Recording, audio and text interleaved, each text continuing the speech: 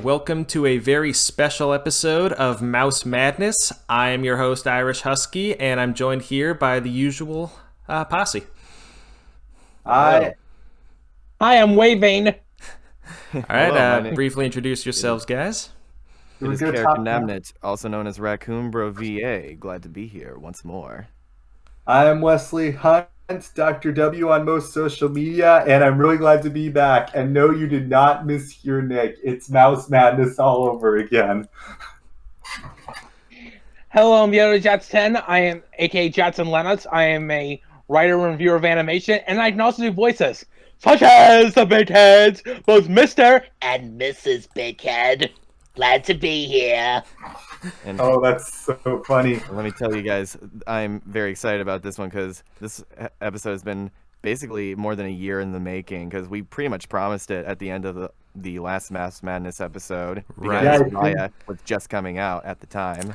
Right. Yeah, it was brand new. Yeah, so in case you guys have forgotten for some reason, Mouse Madness was a replacement for the NCAA basketball tournament known as March Madness, which was canceled in 2020 due to the pandemic. Actually, as we speak, the championship for the actual March Madness is tomorrow night, so that'll be exciting. Go Tar Heels! The only time in my life I will ever say that. Well, and anyway, it was basically March Madness style bracket tournament with all 58 Disney movies. And that tournament ended in November of 2020. And since then, Disney has been kind enough to give us two brand new movies that came out too late to make the tournament proper. And we're going to talk about them today. There were also two Pixar movies in the interim, but that's going to be its own thing. Right. Like two more, there's soon to be more to come. Yeah. Indeed. It never ends, this shit. So, yeah, since it's been 2 years since I originally did the seeding, I decided to reseed all of the films for the previous tournament, this time including both Raya and the Last Dragon and Encanto. Wait a minute. What's the Last Dragon? You said Raya and the Last Dragon and Encanto. What's the Last Dragon about? Ha. Someone doesn't know how to use their commas. Right. Yeah, thanks for that, Disney. Well, anyway, as I did in the actual tournament, I used the average of the IMDb score and the Metacritic score to rank them and seed them.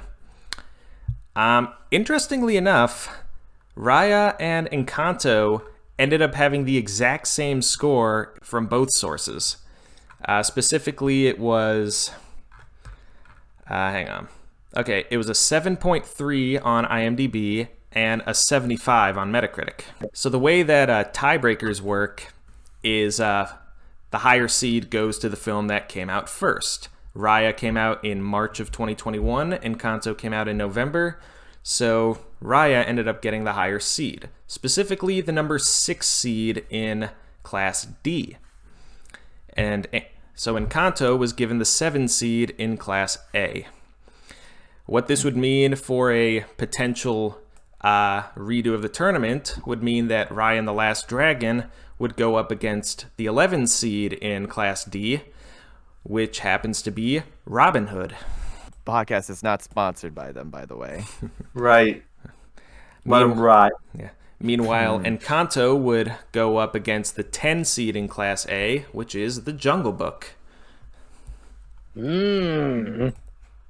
That's a crazy one. Of course, both those lower seeds lost their early round matchups, but it's a whole new ball game, no pun intended. So it would be interesting to see how that plays out here. True. The sad thing is, I'm honestly not sure which of those two I would choose between Raya and Jungle Book. No, Raya and Robin Hood. Encanto. Jungle Book. I got confused. Never mind. Right. So I kind of know what I would choose personally. Same. Yeah, same. I know what I would choose now. Yeah. All Also, right, both were nominated for Best Animated Feature at the Oscars, which I thought might have led to vote splitting, but Semi-spoilers, it didn't. All right, so I mean, spoiler alert: the Disney film won Best Animated Feature. Who would have Yep. guessed that? To be fair, I think it was well deserved personally. I agree. I know some people were Team Mitchell's, but Encanto was kind of really good. I'm still a little torn, but because Mitchell's hit close to home for me. But we're not here to talk about that. nah. So back in the early days of Mouse Madness, these podcasts would be going over every single matchup, talking about the movies and deciding which one we would vote for. And that's basically going to be the gist of this podcast as well. But before we get that, I want to get a couple of things out of the way. First of all, in that reseeding, there were some movies that ended up getting a seed boost, whereas others got a seed deficit. One of the films that ended up getting a boost was last year's champion, The Emperor's New Groove. It has been promoted to an 8 seed, as opposed to 9 from the original tournament. And what's interesting is, if we were to rerun this tournament and The Emperor's New Groove won its first round, in the second round, it would end up going against The Lion King, the film that it upset in the final. I wonder if that would have changed anything. To tell you the truth, I always kind of wondered what the tournament would have been like if it had been getting 100 votes around like Pixar Panic. I don't think the overall result would have changed because Emperor's New Groove only benefited from the rounds that had higher turnouts. But I think it would have been interesting to see some of the other matches that were close might have switched. Right. Yeah, that's why I kind of want to run this tournament again, maybe once we get a full 64. Yeah. But the other thing I want to point out before we get started is there's another reason that this is a special episode of Mouse Madness, because as I'm recording this, the Mouse Madness YouTube channel has officially reached 100 subscribers. Woohoo! Yes! Made it, Mom! Yeah. Kind of amazing since we don't upload all that much. I know. Okay, So but thank you to the 100 people who have subscribed to this channel and don't watch the videos. Yes, I do keep an eye on those view counts, people. Thank you Just much. play it in the background or something. You don't have to devote your entire attention to it. Right, that's what I do. I'm usually at the gym or playing games when these are running. Don't forget, we're also on Spotify. Oh yeah, right. So, yeah, I think that's all the housekeeping items. Let's get to the main event. How do we want to start this? Chronological, like the tiebreaker. Sure. So would we do a round robin like we did before, or do we just want to go back and forth? I feel like there's few enough people that we don't have to do the round robin. Right. And also, with one of these movies, I'm finding it increasingly hard to find things to talk about. Oh, actually, since they're in since they'd be in classes A and D, the only time they could potentially meet up would be the championship round. So let's treat this like the championship round. Because let's face it, that would never happen. Oh. No. I So guess I can... Raya, that was, I think we can all agree that was a movie. It was Yeah. okay. This feels like one of those films where the critics kind of gave it a like massive boost because like it has a 94% or something on Rotten Tomatoes, and it kind of raises your expectations a bit. But then you also look at the audience score and it's much different, and you're like, what? You feel a little gypped here. Like this does not feel like a 9 out of 10 film. Right. Mm-hmm. It's honestly hard to figure out where to start with this one. Yeah. I kind of feel like the setting was an interesting idea. The best part of it was I watched and I was like, this would make a good D&D setting if I were to DM. Perhaps. I like the stylistic choice of just like having big bold letters every time they were in a new area. Right. And I also like in my 10-word or less review of it, I said, Raya is a literal princess of heart. That's true. And I don't agree with the criticisms that this is too similar to Avatar: The Last Airbender. It is clearly a ripoff of Captain Planet. Let's be real. Yeah, totally. That's a good way to put it. Because I mean, like you got Captain Heart Southeast and Asia. Yeah. But you also got them trying to save the world, like the environment, because you got all the sludge. It's basically the Smooths from the My Little Pony movie. Right. And you also have the Southeast Asian tropes of defeat meaning friendship. The purple stuff actually kind of reminded me of something I'd see of Nicktoons Battle for Volcano Island. That purple oozes stuff.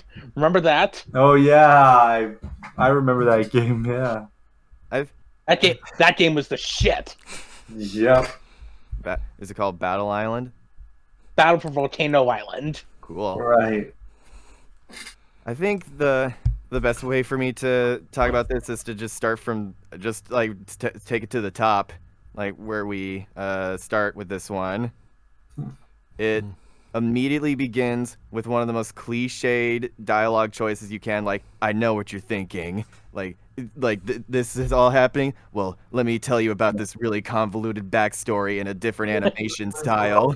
Right, yeah. Every film has to do that at the beginning. That too. It was like I was mouthing the words as they were saying them. It's like that scene in Spider-Verse where Spider-Man's like, watch this, he's going to say, you have 24 hours. I was like that. And you can tell that Kelly Marie Tran is clearly trying her best to make it sound serious, but it's just so cookie cutter at the very beginning. And yeah, you've seen this a million times. Yeah, honestly, that kind of extends to the whole movie for me. But I'm getting ahead of myself. Right. But right, so she gives us the backstory, of course, in a different storybook telling medium that most films like to do.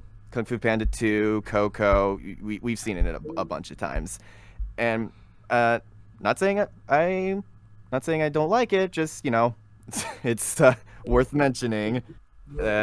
And we cut back to 6 years later, and we get another moment where it's like the person is getting ready for some really important mission, like they're suiting up, and they get there and it's like a serious fight, but then it turns out the whole thing was just a test, and she was referring to her dad by his name to throw us off that it wasn't actually her dad. It's like, why aren't you calling him dad? Yeah. Yeah, was there a mother? Was there a mother in that movie? I honestly keep forgetting every time I see it. Raya is a Disney princess. What do you think? I'm just saying. Moana has two parents. Mulan has two parents. Sleeping Beauty has two parents. It could happen. I'm just saying. Right. Yeah, but that's like the running joke. They don't have a mom. Also, I love how the princess in Sleeping Beauty is so forgettable that everyone just calls her Sleeping Beauty. Yeah. Aurora. I meant Aurora. Yeah. I mean, I don't blame you. Yeah, this but then of course this is kind of supposed to be a big journey thing where Raya goes on quest, she fights the stuff, and it's actually a pretty common trope in Asia that the enemies you defeat end up being your allies later. It's like a fire-forged friendship. Don't know how they pulled it off here, but I could see what they were going for, but it felt kind of odd at times. I told you guys that I've been watching OG Dragon Ball. They pull that constantly. Like it's basically a JRPG. Like every time they go to a new area and they encounter somebody who was potentially the antagonist, but then they get added to their party by the end of it. Yeah, and Dragon Ball is based on the most famous Asian story, Journey to the West. So there's that. Exactly. Yeah. And now I know that I'm getting a little ahead of myself here too as well, but and this criticism really only applies to the beginning, thanks to the time skip. But Raya, when she's a kid, gives me serious Kamala Khan vibes. Like, she is probably one of the most annoying child characters in any Disney film, and that's saying something. Man. Yeah. Because like most of her dialogue is just like, oh yeah, like look how awesome I am. Like, oh dude, I'm a dragon nerding out. Like, just shut up, just shut up. It kind of reminds me of like Korra. I am the new avatar. You gotta deal with it. Yeah. And look, I get that. Look, I get that she grows, like she has to go through a journey. I'm just saying it's a slog to get through. Because look, man, I don't know if you guys know about the Avengers game that came out in 2020, but like Kamala Khan is hated comic book characters now specifically because of that game and how terrible she is in it. I thought it was because she was retconned to be an Inhuman. I don't know anything about that. I just know that she got really cliche and uninteresting dialogue, and a lot of that applies to Raya as a kid. I get it, yeah. But then we get to the twist that her dad invited all of the tribes over so that they could have a dinner because he wants to get the Kumandra, which I forget what Kumandra means, but you know, it's because they're all divided by the parts of what a dragon is. Yeah, Commander is the continent. I thought it would be sort of like the Boiling Isles from Owl House, where it was carved from the body of a dragon or something. Ah, that would have been cool. Nah, that would have been pretty epic indeed. We get her a rundown from Raya of all the tribes, and she describes each and every one of them, and it's meant to introduce us to the stereotypes of each one, and because they're enemies and they view each other in the most negative light, and which is, while it's not the most subtle thing, it is interesting at the least, seeing, you know, like delving into that topic of like, people who, because a lot of that happens during wars, propaganda and all that. But basically it's just there to give us more exposition. Yeah. Yeah. But then he invited them over and they all get there, and it's a little confusing to me that they introduce the whole stereotype plotline, because most of the tribes like act exactly like their stereotypes at first, which kind of muddles that a little bit for me. Because they say that Fang is meant to, like, they always stab you in the back, and spoiler alert, 15 minutes in, That's exactly what happens. Yeah, exactly. Yep. Well, kicked in the back in this case, but Raya meets a fellow dragon nerd. And Namari. that's right. Namari, And yeah. I'm just gonna get this out of the way. Namari's haircut pisses me off. It's like that standard don't care attitude thing. I think I saw a tweet like that said, if any girl has that side whoosh undercut, you know you're in for a bad time. Yeah, because they're just like the same character. You get exactly what they're trying to do every single time. It's the asymmetrical aspect of it that gets me. Right? It's like it's kind of like when I see it's somebody supposed to with a give them an "I don't care" attitude. Yeah, well, neither do I. It's like, Mission accomplished. it's like if I see somebody with a widow's peak, I just want to like walk over to them, like lick my thumb and wipe it off. Oh, but how could we forget? We get another iconic Alan Tudyk role for this film, with Tuk Tuk. Oh, that's who he was. Right. So he's he went from he's either the comic sidekick or the animal. Or a villain. Or the villain, yeah. King Candy. Or Weasel Town dude. Yeah, Weasel Yeah. Town. Yeah, both Wesselton and Weaseltown. Yeah, that was. Oh yeah, that's right. I forgot about that. But he's also kind of the sound effects guy, like D. Bradley Baker, Frank Welker. And yeah, to be fair, he is really good at that stuff, and I think Tuk Tuk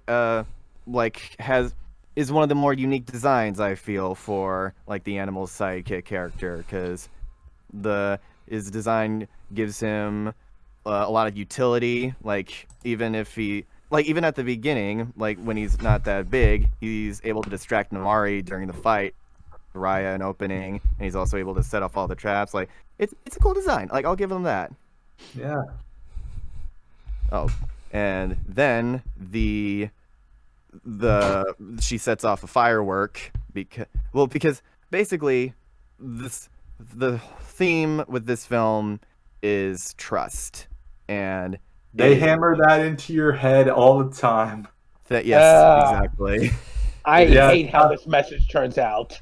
Yet, I don't think the message is so much as blindly trust anyone as so much as sometimes it's okay to cooperate and it's okay to regain someone's trust, but it kind of misses the mark on that.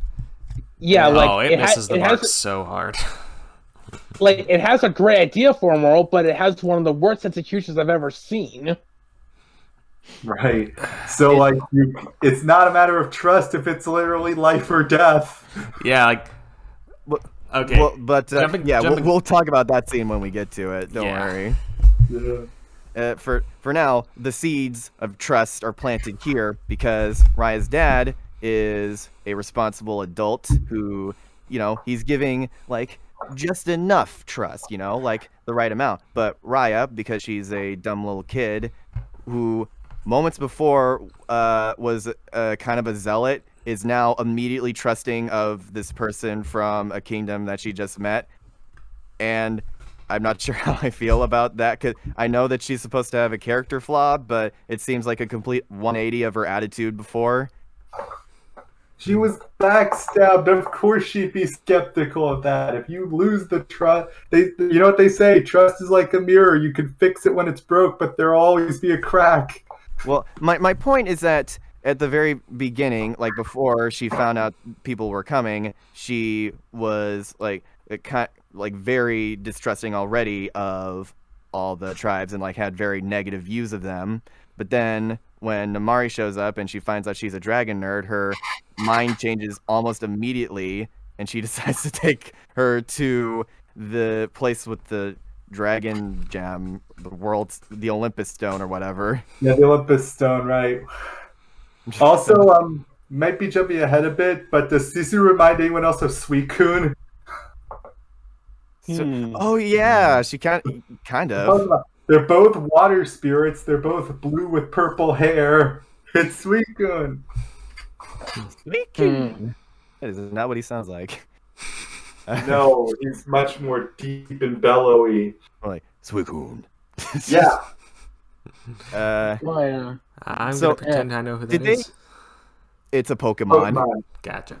So she sets off the fireworks. All the tribes go over to see what's going on, and because Namari summoned her posse to try and take the stone, and the stone gets shattered very, very dramatically. Yeah, dramatically, and also very conveniently into 5 shards for all 5 tribes. Yeah. And foreshadowing, each of the shards correspond to the size of the people that Raya meets in each tribe. Yeah. There's a very fine line between foreshadowing and spoiler. It's that goes from just interesting little detail to just, okay, come on. Yeah. But the sludge, the smooths, they arrive because there's no more stone. But but there is still a stone, and it still has power over them. So how did? It's a stone, Raya. You didn't make it. Oh god. It's I I like the I would have liked it if the twist was that all this time it was one of the dragon's kidney stones. Oh dear. Jeez. It's like, I mean, I don't know. I think it's about the right size. Yeah. And yeah, I know that I assumed that the smooths was eradicated, but I guess they were trapped inside it, or they were just driven under the earth and they were just waiting for it to be broken. Still, I don't know.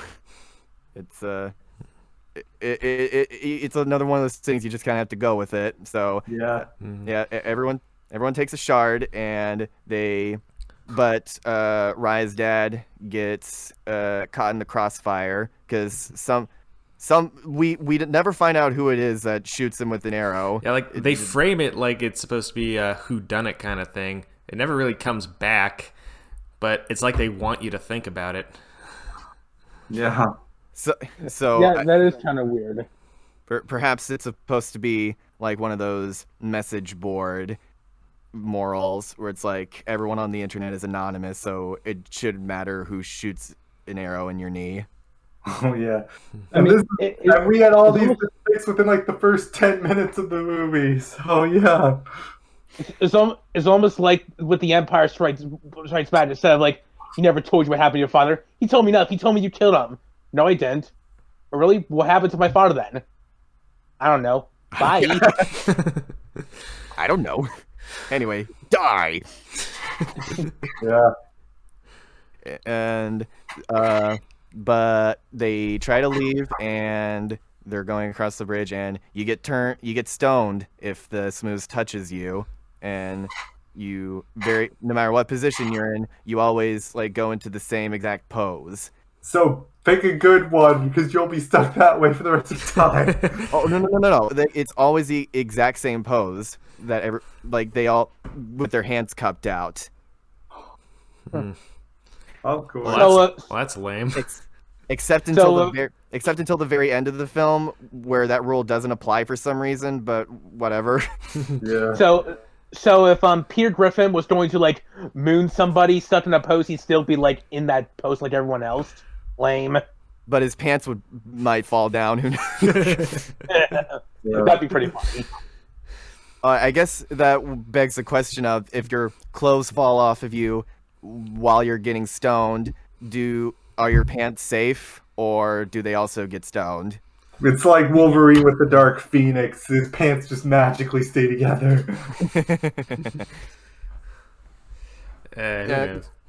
We get our sacrifice scene. Your dad is like, you have to go on without me, and throws her into the water because they find out the Smooths doesn't like water, and that's always a Movie very. over. It's I love it when films take inspiration from the signs and have our villains be weak to something that covers 75% of the earth. Yeah. If only there were some wooden doors around. Yeah. It's so how does the Smooths even move around at all? Shouldn't the air be debilitating them? Yeah. And I still don't understand why he didn't jump over the bridge with her, but Yeah. Because she needs something to fight for. That's why. Yeah. Never mind the fact that, hey, the world is literally going to end. No, it has to be personal. We need a conflict.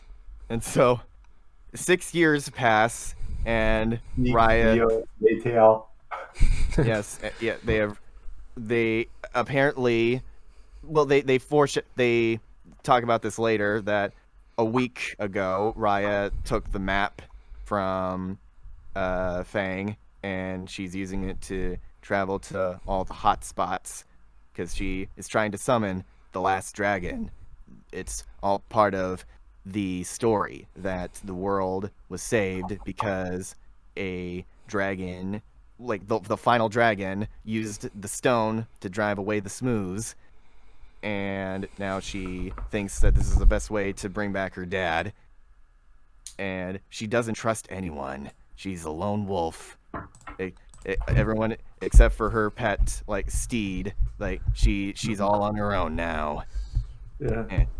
Because things are I personal. do know kind of like how they have him roll across the sand like a giant pill bug. That was pretty funny. It is really cool design. I say what you will about the film. It does have a very pretty look to it. Like it does, like the desert does feel barren and completely deserted, as most deserts are. Yeah, the world building has some problems, but it seems set up and consistent enough to make it feel immersive, which is why I think it would be good for like a D&D campaign. Yeah, I like when different environments help you differentiate each of the areas, and it's not like Star Wars where you just have an entire lava planet or a planet where it's literally raining all the time. Yeah, Like a Mario Galaxy world. Yeah, exactly. pretty much. Yeah. It just heads up, like we're just like talking about like these films, like like no one is just taking a turn or anything. It's just like that. Yeah. Yeah. If anybody wants to tag in, like, because I'm just kind of doing the plot progression. If Yeah, anyone Sure. because you just watched the movie recently. Yeah, I watched half of it last night and the other half morning. Okay. And I didn't Yeah, do sorry. it half. And I didn't do it halfway because I couldn't sit down and finish it in one sitting because it's so bad. Like it was literally 2 a.m. I was like, okay, I gotta finish this tomorrow if I'm gonna wake up at a decent time. Hey, sorry about that. Continue. Okay, and she is. She looks 6 years older now, but she doesn't sound 6 years older because Kelly did the voice for young Raya and older Raya. Yet Namari has 2 different voice actors, so I don't know why. I don't know what's up with that. Be consistent, people. But yeah, and she sees some people get stoned on the way, and that is one aspect of this film I do like, that the Smooths, despite being a force of nature, it is it doesn't feel like it's forgotten about or just in the background. Like you constantly see the damage that it causes. You constantly see them on the attack. Like you can tell the only reason that she's still here is because she still has the shard with her, and it's still got a little bit of magic to repel it. And I appreciate that when because when the villain is a force of nature, you want it to feel like you're in trouble at all times.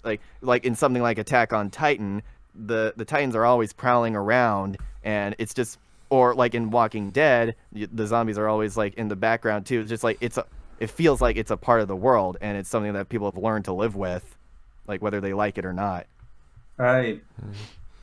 And okay, and then she gets to the ship, a literal shipwreck, and she performs the ritual. She rubs the magic lamp, so to say. Yes. She spun around 3 times. Yeah. Landed on her right foot. Don't forget it. Don't forget. She Brought it summoned. around town. Brought it around town. Yeah. She did the dance, and then boom. And their bubbles appeared, literally, and Bubbles. and we get the water dragon, voiced very fittingly by Aquafina, even though it's not spelled like that. I only like Aquafina and Shang-Chi. That's the only thing I liked her in. And I still haven't seen that movie. The only film that I liked Aquafina in was The Angry Birds 2. I keep forgetting she's in that film. There's so many characters in that movie. Yeah. So do I. Although, I'm gonna make a very bold claim about Sisu. You guys ready for it? Sure, Yeah. go ahead. In terms of Disney sidekicks, I would rather take Gurgi from the Black Cauldron. Ooh, dear. I know Sisu, Dan Avidan would be happy to hear you say that. Sisu, in my opinion, is Disney's worst comic relief ever. Oh, yeah. Yeah, again, I- she's not that funny. She's just obnoxious. I hate her more than the moose from Brother Bear, and I am dead serious. And Okay, on a scale of Rocket to Jar Jar, would she rank Jar Jar? Rocket, who? Rocket Raccoon. Oh, okay. Just making sure. I would probably put her on the same level as the slugs from Epic. And I don't know if you guys have seen that movie. But Yeah, I have. I get you. The slugs, so out there, so dull and forgettable. I forgot they were in it. I remember Beyonce and Colin Farrell, but yeah, Sisu just came across as annoying and doing all the stuff she should have done, and that she made the most obvious joke when she gets human form. it's Look, I have a butt. well, she says, "Look how close my butt is to my head." Yeah, it's like the Yeah. most obvious joke you could have made for that scene. She has the dumbest, most like shit-eating grin that goes across her entire face because she's a dragon, and it is not very pleasant to look at. Yeah. And I do like the secondary animation on her, like the way her hair moves. Like that's one of the compliments I gave to the recent My Little Pony film. It had very good mane physics. Yeah. Again, another comparison to Suicune, wavy mane. Yeah, it's some good stuff, but I think the problem lies in that you can tell they clearly got a comedian for the role to just do stand-up comedy, and it can work sometimes. Sometimes it can't work. Like you got characters like Spider-Ham, voiced by John Mulaney, and his voice just kind of suits the overall atmosphere of that. And of course, you got the obvious comparison, Robin Williams as Genie, and like the character is literally designed around that aspect of him. Yeah, and he's spontaneous and off the cuff anyway, so he's perfect for a genie role. But I don't know, there's something about Aquafina's just voice in general, like the graveliness of it, and just the sometimes like cockiness of it too. That kind of runs me the wrong way. But like the main times where it didn't bother me was when she was having, you know, those serious moments and just kind of talking about her family, like how much they sacrificed, and those like, scenes where she's gaslighting Raya into trusting everyone. oh yeah. That is like the worst thing about her. I hate how she tries to like pretty much say, no, blind trust is a good thing. Like, I spent this out of a crappy My Little Pony episode, not from an animated Disney film. Right. Once again, I don't think that's the message they're going for, but the way it comes across is pretty And Yeah, and oh, you go first. You go first. Oh, really? well, sorry, who's going first? I wasn't sure who you were talking to. I thought you were wanting to say something. You go ahead. I don't know. It's just it couldn't. I feel like it could have been worse. Like it wasn't like, I don't know if I would call her like the actual worst sidekick or whatever in Disney history, but and I get the idea of wanting to have somebody, you know, think the exact opposite of you, and like, you know, challenging each other's morals, but it doesn't feel like there's a healthy balance of the two learning from each other. It feels like Raya is the only one who's supposed to learn anything. Yeah. Right, and that's even after, spoilers, you know, Raya does decide to trust Namari, and then Namari does what she does, you know, making a move like she's about to attack, and then actually ends up killing Sisu. So she's the one who ends up suffering for that, and yet somehow she's also the one who's in the right? Yeah, and then you also had that really cringy line about, you were just as responsible for Sisu's death. No, you attacked her. I hate that so much. Don't worry, we'll get to that soon. We're getting ahead of You ourselves. attacked. All right, let's go ahead. Let's do that.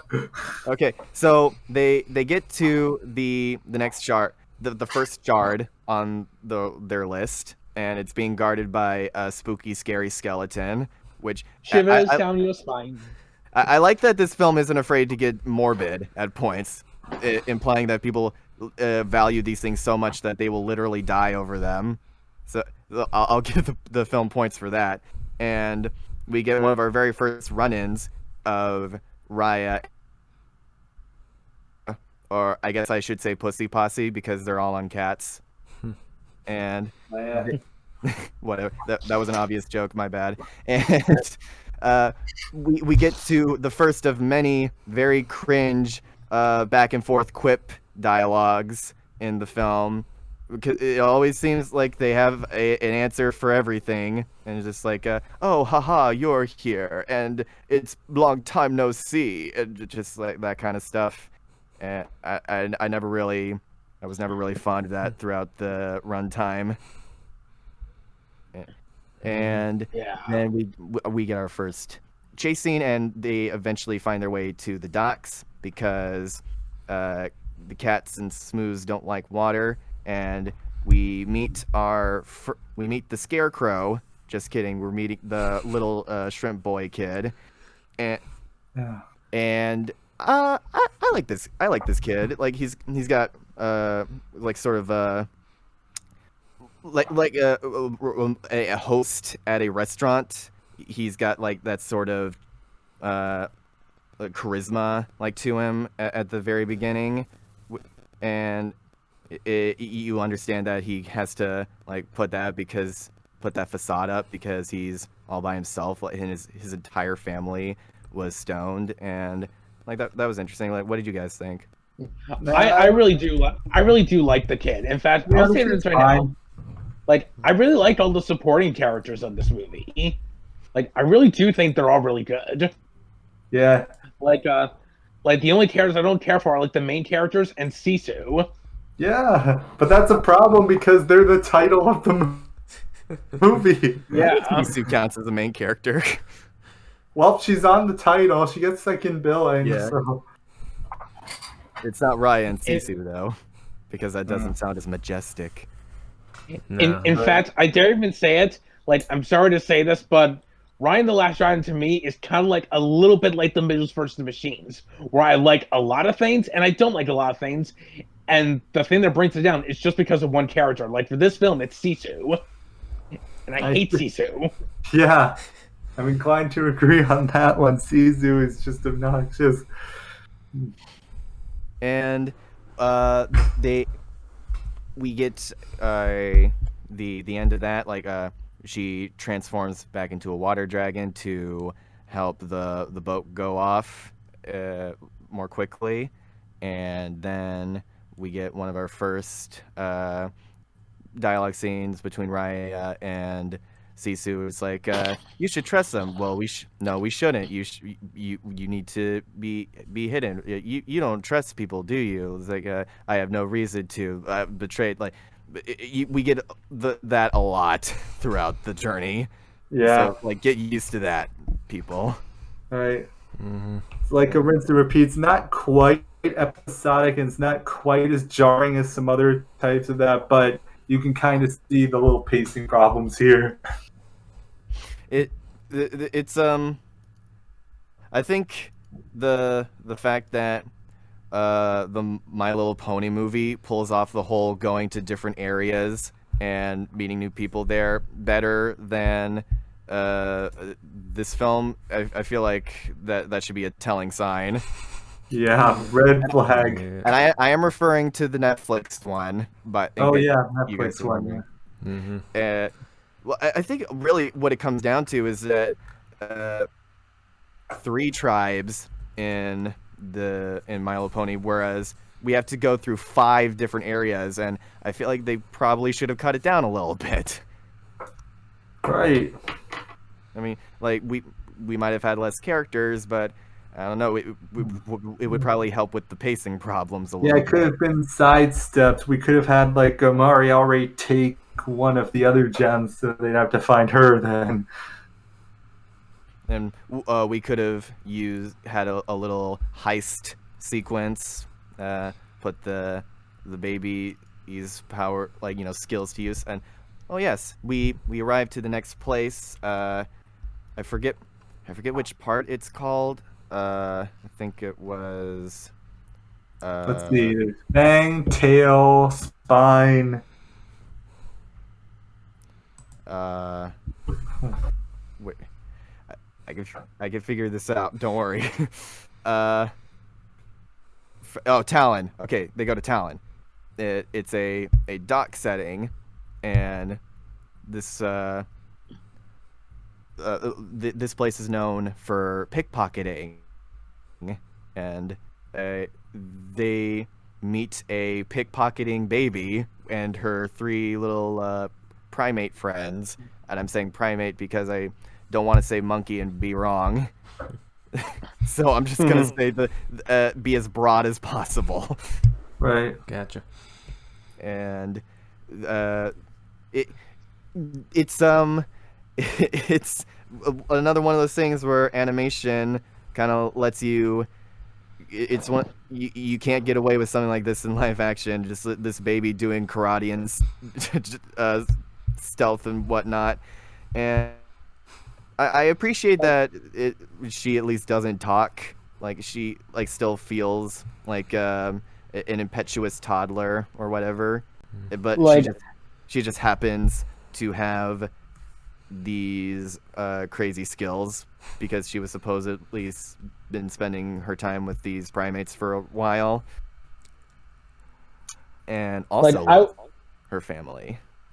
But I was surprised on how funny I thought that baby was. Like, I usually can't stand babies in movies or TV, but this one honestly made me laugh really hard whenever I saw her. Like, I was ready to really criticize her, but she did something legit funny. I'm like, Disney, you dodged a bullet with this one. You dodged a major bullet. Man, because she is more capable than a actual baby. She has actual facial expressions and actual sort of an arc, and the kind of thing that you normally don't see, because normally babies are just plot devices or just there to make fart jokes. Not a single poop joke in this film. That's restraint. And it is fun to see the kinds of heists to see them pull off. That's why seeing them try to take this stone or shard from Namari would have been a plausible thing to add in this film, because they have the means to do it, and they've proven that they can make it look good and entertaining. Right. Then we get another scene of Sisu being naive to the world around her, and to be fair, in this, because she uses quote unquote credit to try and get a bunch of gifts. And how do they know what that is in this world? Yeah. Oh. To be fair, in this case, it is a more understandable thing for her to be naive about, because she's been encased or out of commission for the last 500 years, and she got an explanation about credit from a literal kid. So it's a bit more understandable that she would just start taking a bunch of stuff thinking that it would be okay. And we see her, an old woman approaches her and says that she can help her find the chief, but surprise, this surprise actually caught me off guard. As they're doing that, Raya gets to the chief's house and she thinks she finds him, but it was actually just a flower dude or whatever. That actually got a chuckle out of me. Nah, man, I'm just here for the plants, dude. Oh man, that was one they let slip. That was pretty clever. And it turns out the old lady is the new leader, and she was there to trick Sisu, but luckily Raya is there to get her out of Dodge, and for some reason, this doesn't affect Sisu's trust in people at all. Like, she's still very steadfast in how she feels. Like, she's like not even questioning it at all. Like, I guess props for, sticking to your principles there, but I don't know. I feel like maybe you could have given it at least a little consideration, buddy. Right. Yeah. Oh well. That's gonna be a running theme here. But side note, Namari has been going back over to her own hometown, Fang, and like multiple times throughout the journey, and it's not like Fang is on the other side of the map, and it makes me question how they get there so fast and how slow Raya are you going. Magic tunnels. Oh wait, no, even better. They use the projection technique from Dragon Ball. We should travel by map like they do in the Muppet movie. Yeah. Yeah. And Namari's mother is a character I am very confused by. I don't know if she's supposed to be a good guy or a bad guy or not, and I guess you could take that as a compliment. Like, it's morally gray. Like, she's mostly motivated by trying to make their kingdom thrive, like trying to protect themselves from the Smooths, and they clearly have been doing the best out of everyone, and especially Spine, which we will see soon. But she gives Namari permission to go out and take the shards because it's not an emotional decision, it's a logical one, Mother. Yeah. And they how do you guys feel about those scenes where she goes back to Fang? Because it seems like it's their attempt to try and humanize Namari more. Right. If anything, it makes her look worse. Yeah. Mm-hmm.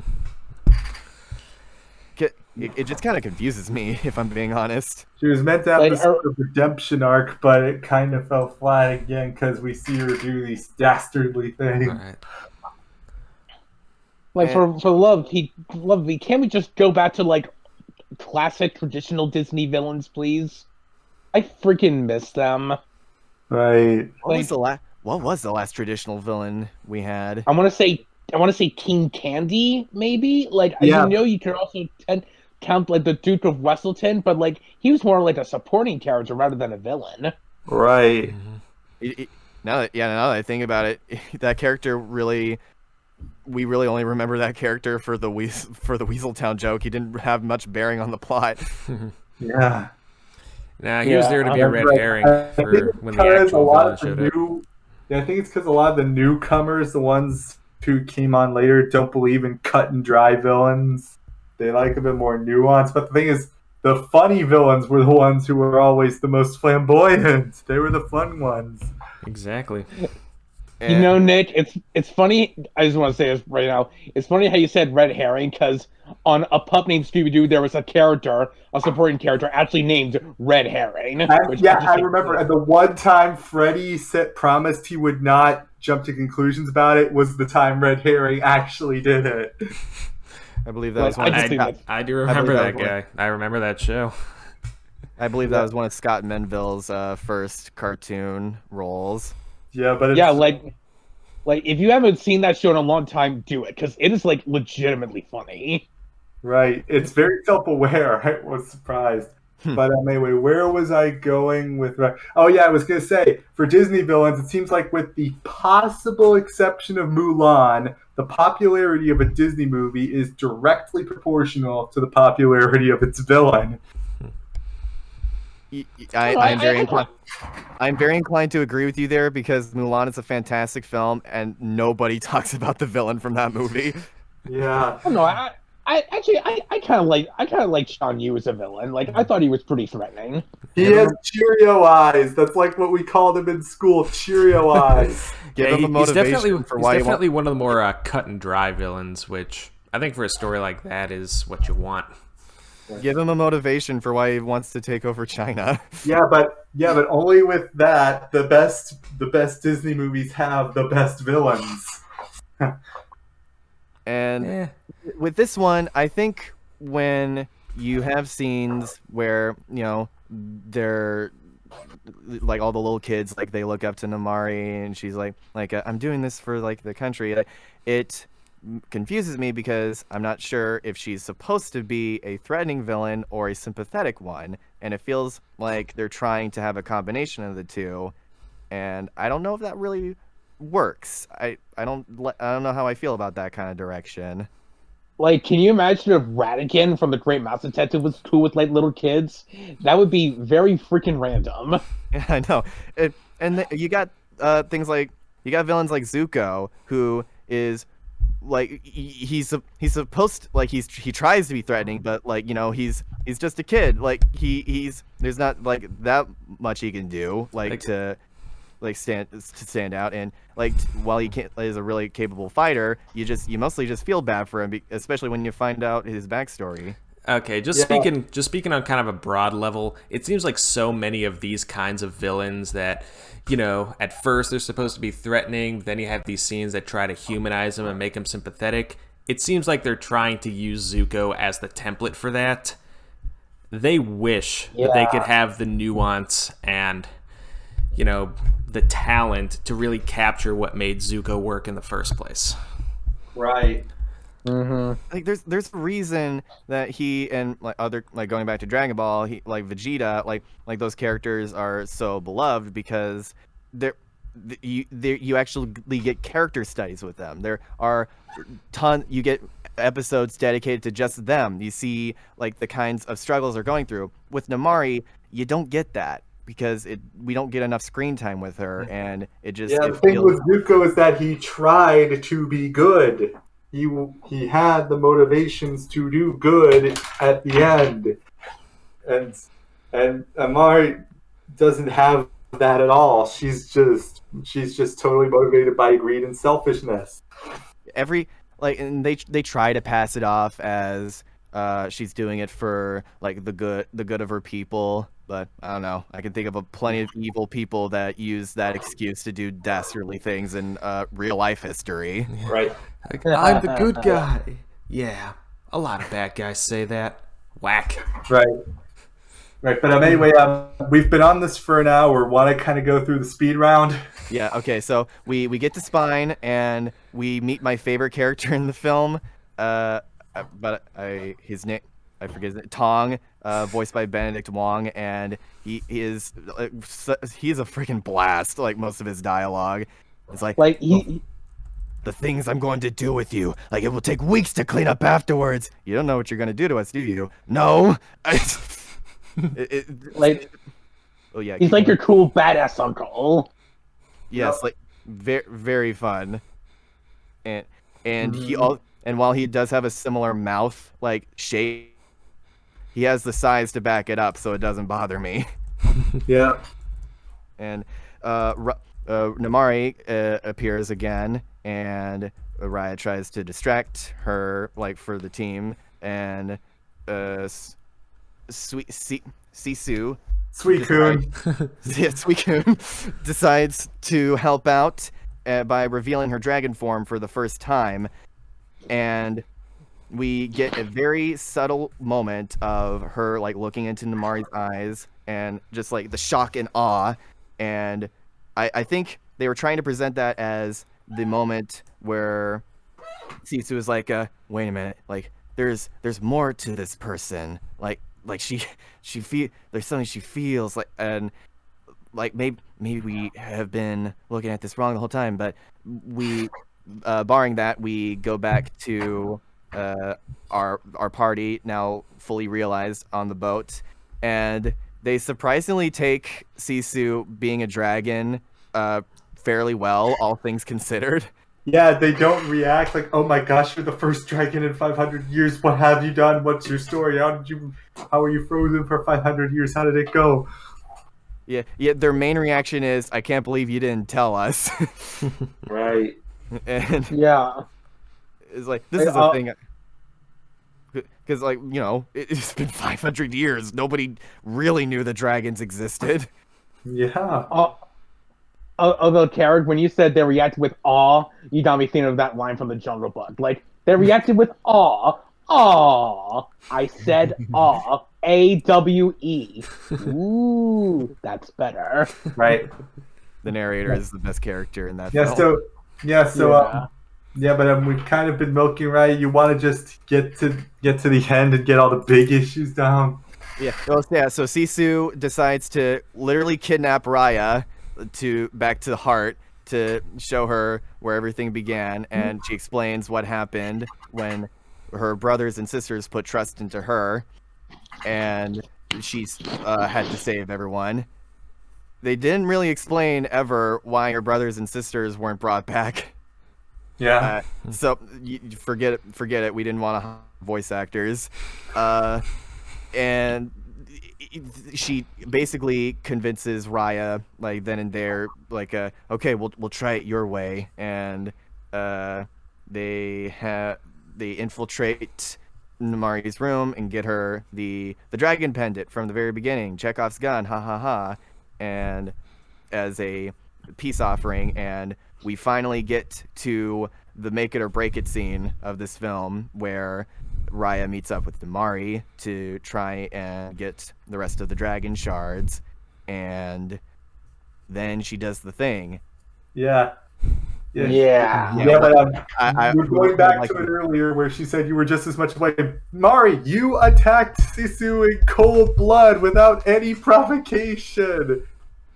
Not only that, she was clearly about to pull the trigger too before, and if Raya hadn't done anything, she probably still would have shot her. Exactly. God. That It's another like Greedo shot first situation. Yeah. Like, did she pull the trigger? Did Raya react first?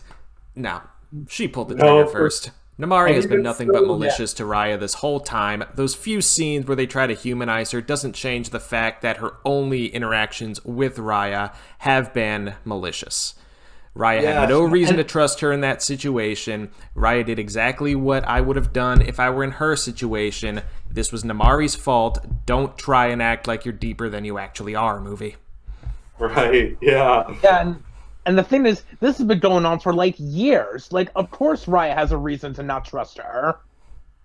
Yeah, she already was backstabbed once.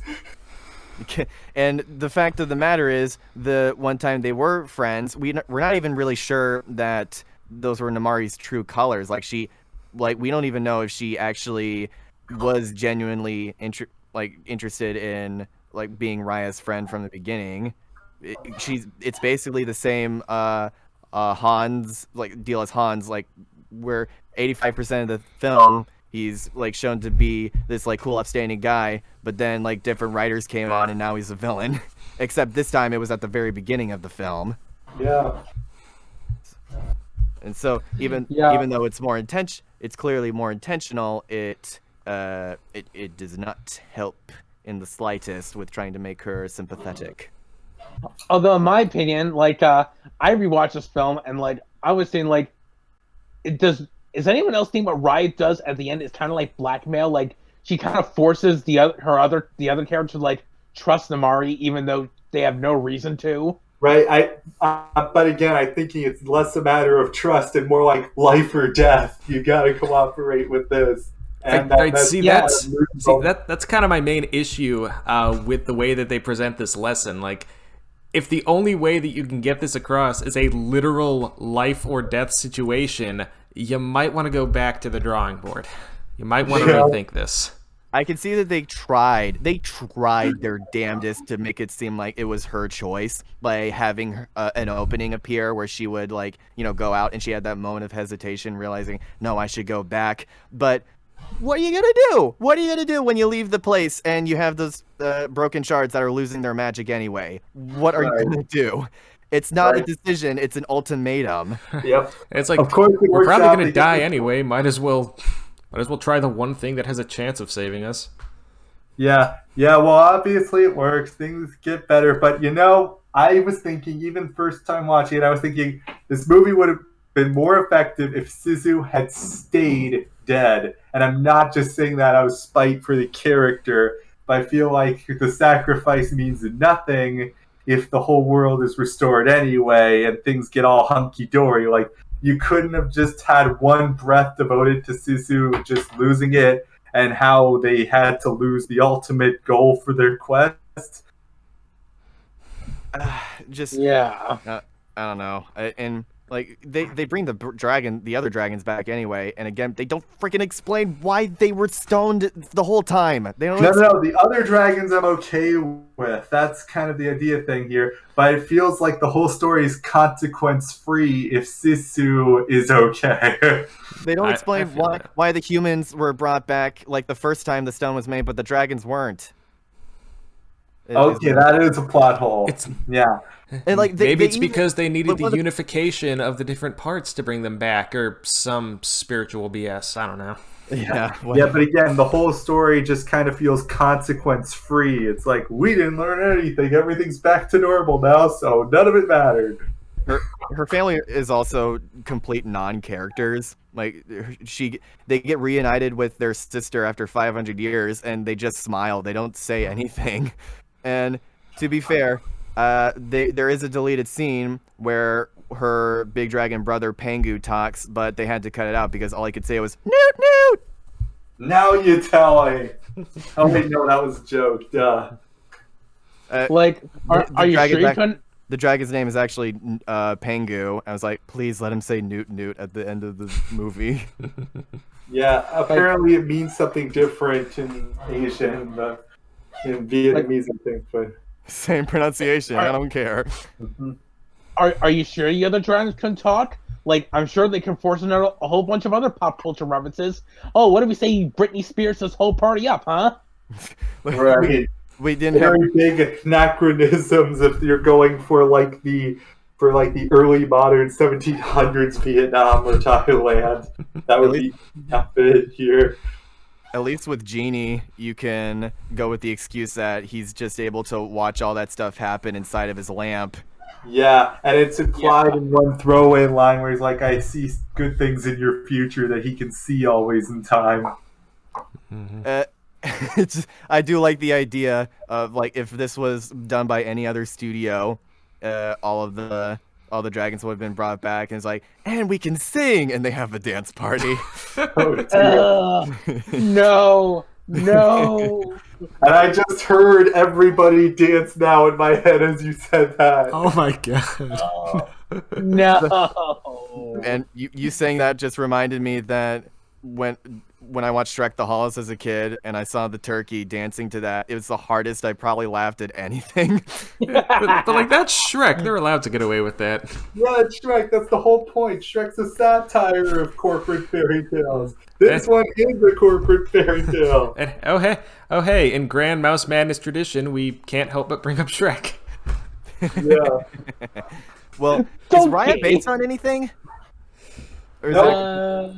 it a completely original story? Nope, it's derived from Southeast Asian mythology and takes elements from that, but it's an original concept. I say original concept, but there's so many cliche lines. With quotes. Yeah, with air quotes. And just world. Okay, It's not a direct adaptation, is the point. I don't want to be too mean to this film because at the very end, when her dad comes back and we see them like hugging, like that did get me choked up a little bit because like, you know, those two are really good actors, and you know they could suck you in with the performances, but then Like, I gotta give a credit to Kelly Marie Tran because of all the shit she's been dealing with the Star Wars movies. Like, I'm at least happy this is kind of like her big starring role, even if like the film didn't really do all that great for me. I'm at least happy she's doing better from the whole Star Wars fiasco. Yeah, she got to be a Disney princess. I think that's moving up. Yeah, like all the other Disney princess actors like Jodie Benson, Paige O'Hara, like Anina Nani Rose, like they were all given their things. I'm like, oh, that was really sweet.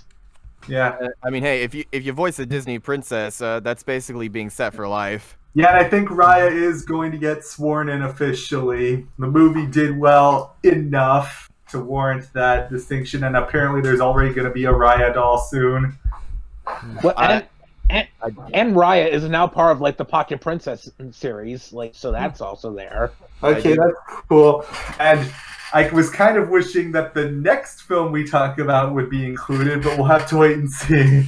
I will guess say, I was kind of hoping that that our next film would be instated into that or whatever, but you know, I guess you got technicalities and Right. whatever.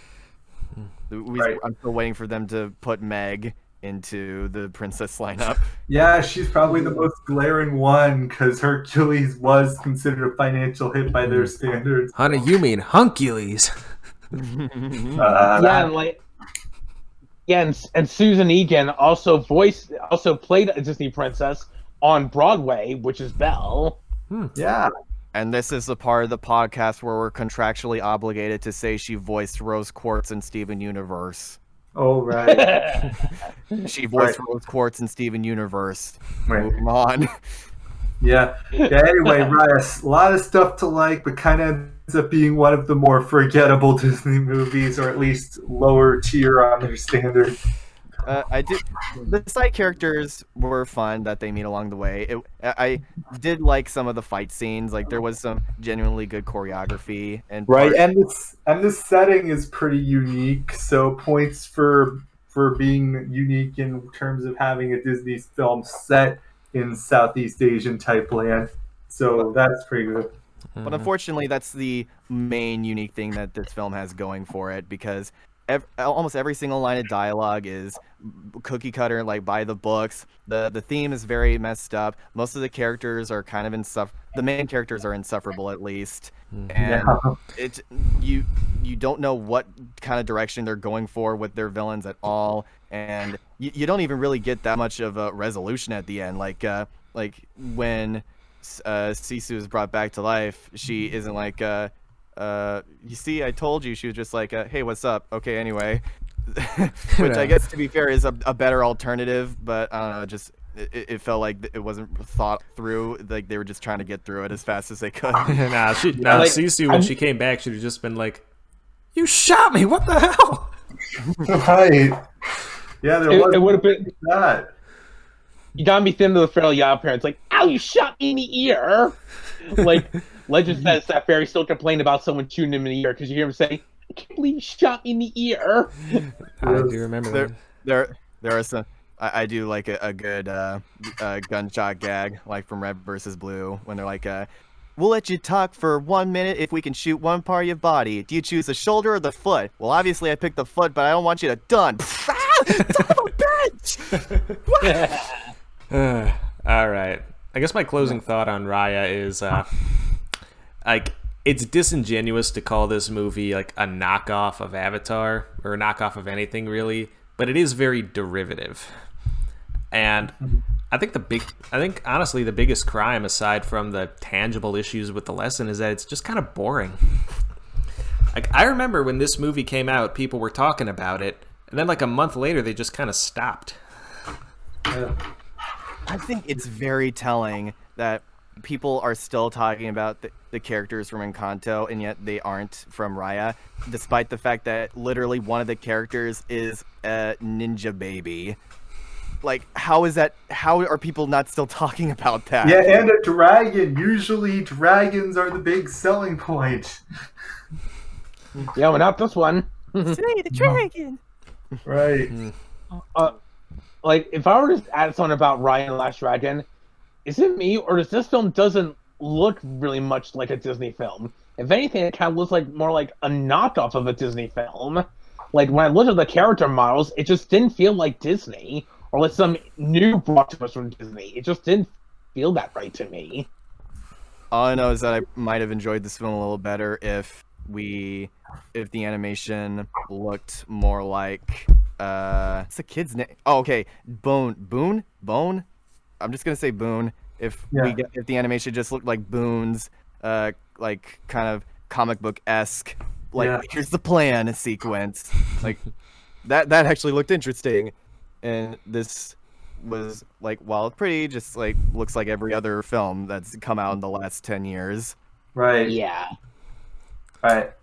And as for Awkwafina, I hope she does well in The Bad Guys. Yeah. Please be good. I really want that movie to be good. Yeah. So, we ready for Encanto? I'm ready to talk about a good film, please. I am ready for the family madrigal.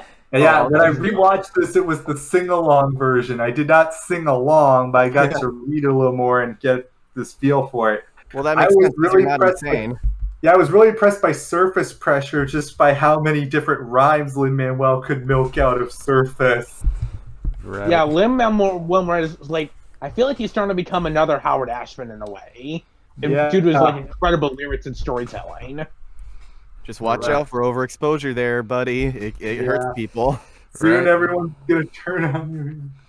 But They'll turn on you, Spider-Man. right, but yeah, even though this was directed by two other guys and Lin mostly wrote the songs, he was conceiving of the story, so this is a lot of his baby. I wonder if they had to put him in a straitjacket to keep him from voicing Bruno. Now, instead, they got the live-action Luigi to voice him. I was thinking this, they Sid the Sloth. Like, I will say this about John Leguizamo. I'm at least happy he moved on from Ice Age after that. Like, he didn't star in the god-awful Adventures of Buck Wilds movie, which I actually saw. Oh, he wasn't in that. They recast every role except Buck, I think. I think Josh Peck is also in that movie. Right. No, right, he's- right, but Oh, no, that's no, no. But yeah, that's one. I hate to say it, but this is one of the few good things to come out of Blue Sky's closure is that the actors are free from their chains. My YouTube channel knows I did watch the Blue Sky video that Skate Frillis made, and it does start to dawn on you. My God, they actually made 5 of these films.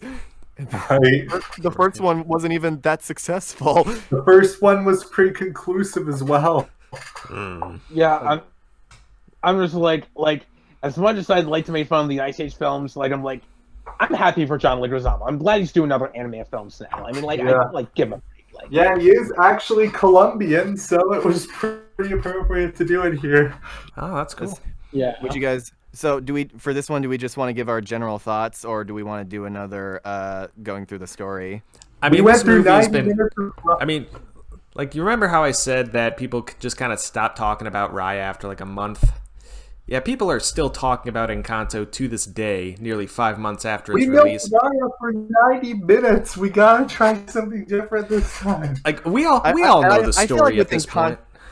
And I feel like with Encanto, it helps a bit more that it's so much more memorable. With Raya, we kind of had to do the going through the plot. Since Yeah, Yeah, man, it's that is just gonna not be that is gonna be a pain to edit in post. Yeah, Encanto's not exactly the most original story either, but they do things with it. They make it crazy, like every kid has the gimmick and one doesn't. And the Right. way they execute their gimmicks is pretty fun. Right. I And think you one of the biggest tells of this movie's staying power is that one of the songs from this movie is probably certifiably the biggest hit of the year so far. It was the first Disney movie in 30 years to reach #1. Not even Let It Go did that. And they didn't even need a cover for it either. right. And I just want to say this right now. Like, I know I'm preaching to the choir, but even though I didn't say as much, We Don't Talk About Bruno, in my opinion, is an absolute banger Disney song. It's Like, one of holy those- crap, I it's love one it of to pieces. Yeah, it's one of those crowd numbers where everyone's singing all at once. People love that. Admit it, you've tried to sing lead and backing vocals simultaneously at some point in your life. Yeah, I think that definitely helps because with Let It Go, like even no matter how much you enjoyed it, I think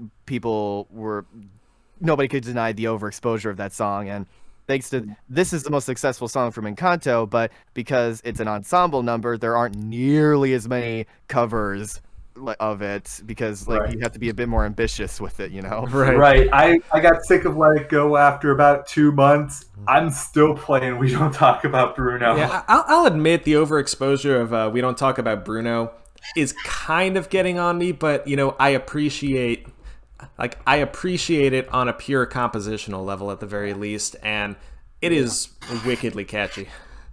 Yeah, It's the anti-villain song of this decade. Yeah, Bruno.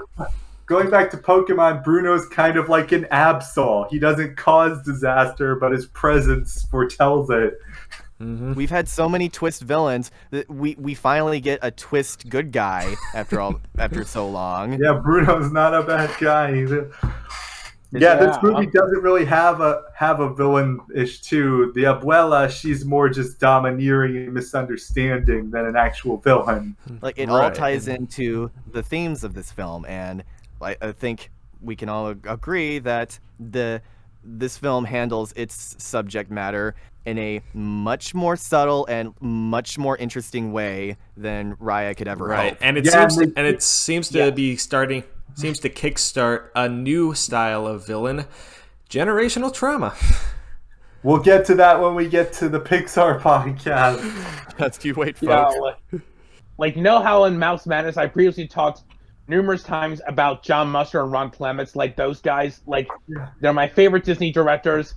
Even though this film wasn't directed by them, this feels like one of their films. Yeah, like it really does. Like, in fact, I even actually asked the director on Twitter, like Jared Bush, one of the co-directors, saying like, "Were you guys inspired by John Marshall and Ron Clements?"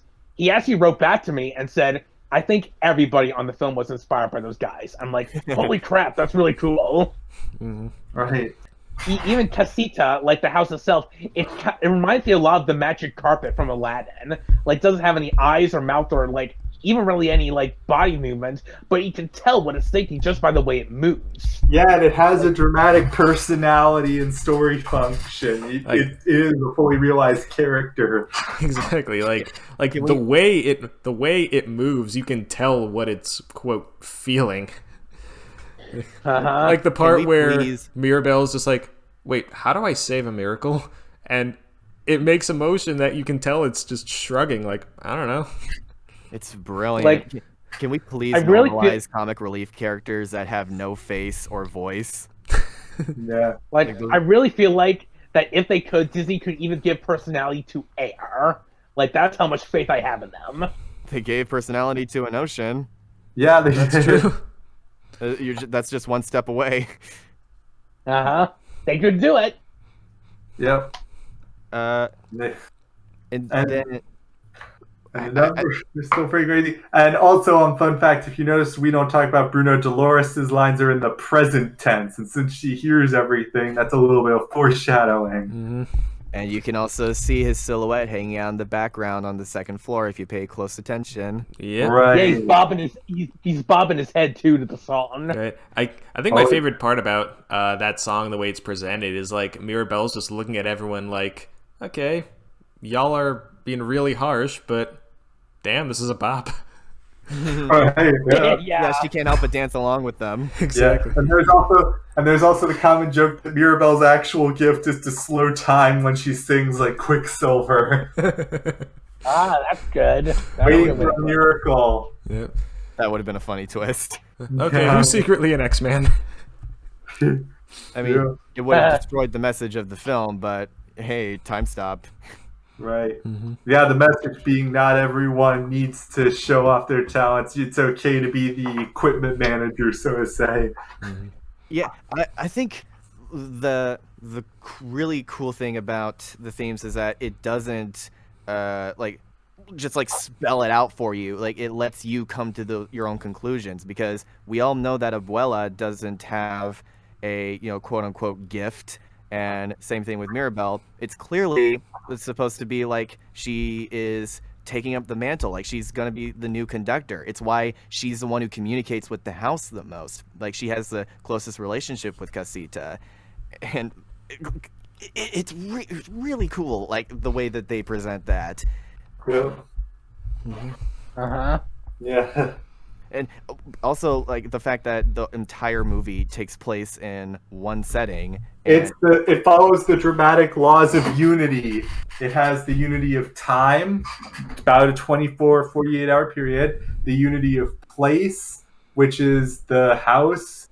And I forget the last one. I think it's unity of action, where it's like one key conflict. But Maybe kind of fall apart in the third one, but it definitely has unity of time and place. Mm-hmm. It's really impressive how it doesn't feel stale or boring like at all at any point during like our time there. I mean, Because like it helps that the different rooms in the house are, as vast and as open as they are. they Right. follow Blue's What's Clues the logic. mortgage on that thing? Wow. Everybody knows about Blue's Clues logic.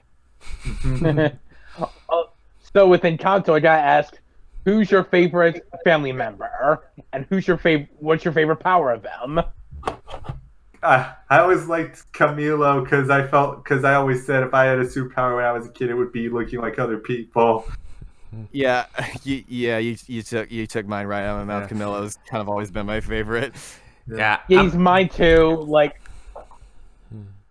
go yeah, ahead. like I like him or Antonio because like I always like want to talk to animals. Like those two are my favorites. Yeah, that was a cute. Yeah, I think my favorite of the family members aside from Mirabelle, I'd have to say either Camilo or Dolores. Yeah, that's right. Dolores, the one who has the super hearing. Yeah, definitely. I love how people debate like whether each of their superpowers are a gift or a curse. I think everyone agrees that hers is definitely a curse. Right. Yeah. Keep in mind, she's the oldest of 3 siblings, which means on at least 2 occasions, You know. Yeah, here we go again, sexualizing a Disney movie. And God, when they were being born, I can't imagine what it was doing to the weather in that village. Yeah, that's the problem with her. She could cause a hurricane and do actual damage because of her powers. That's so yeah, they gotta rein it in a little sometimes. Although for Felix, like he was just happy to get married that day. He didn't care about the hurricane. Like God bless that man. Yeah, He is and I a hate to Giga see Chad, I swear. Yeah, and I hate to see Isabella when she gets mad. She could potentially do damage too. Right. Yeah, that's straight up poison ivy stuff. Yeah. I guess yeah. When I've seen plenty of debate on who actually has the strongest power, and I think the ability to shift and render the environment around you is pretty up there. Right, but it's Yeah. also the most unstable. Yeah. Something else I want to add about Antonio, like before he gets his powers, he's like kind of shy. He's he's very really timid. However, when he does get his power and starts hanging out with all these animals, he becomes kind of like a little badass, which I think is pretty awesome. Right. Those. Right. Yeah, it's pretty nice. They have a big family, but they're all still very well developed and have character beyond their gimmicks. Like I was talking with my parents about how sometimes you just breeze through and don't get to know anyone, but then mom's like, even in something like Snow White, you get to know the dwarves. Here it's pretty similar. You get to know all of the family Madrigal.